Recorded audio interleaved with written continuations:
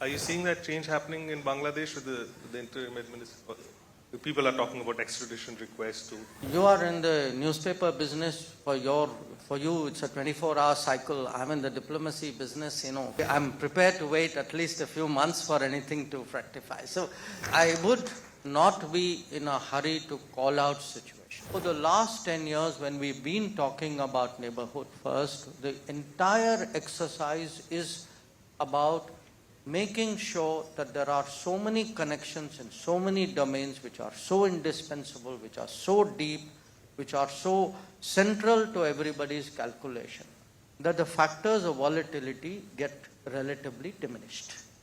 So whatever happens finally, people will say, okay, we may have those differences, but there's that reality out there. And I think that's good for us. Are you seeing that change happening in Bangladesh with the interim administration? People are talking about extradition requests too. No, look, you are in the newspaper business. For you, it's a 24-hour cycle. I'm in the diplomacy business. For me, I'm prepared to wait at least a few months for anything to fructify. So, I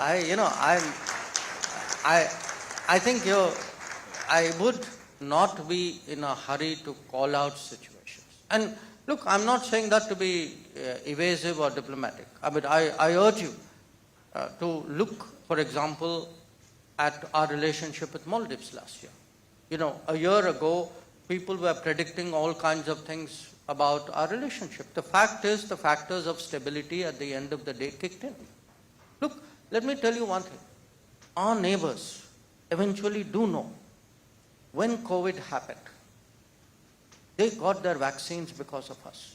When Ukraine conflict happened, many of them got their fertilizers and their food grains because of us.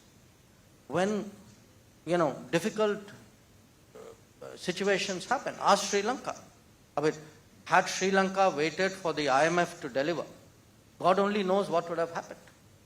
The fact is, we stepped in much faster, much less conditional, and in much larger volumes. So, at the end of the day, the neighborhood today knows the reality. And I think it's important, look, if we invest in the neighborhood and the neighborhood invests in us, I guarantee you this would be a far more stable, predictable, resilient region. Because I expect this is going to be a very choppy decade. We're going to, because we have two big problems. Don't think that's the end of it. We're still in the first half of the decade. So if you are going to prepare for a very choppy existence, everybody is looking for ways of securing themselves. And these are ways of doing so. So I think they value it as well.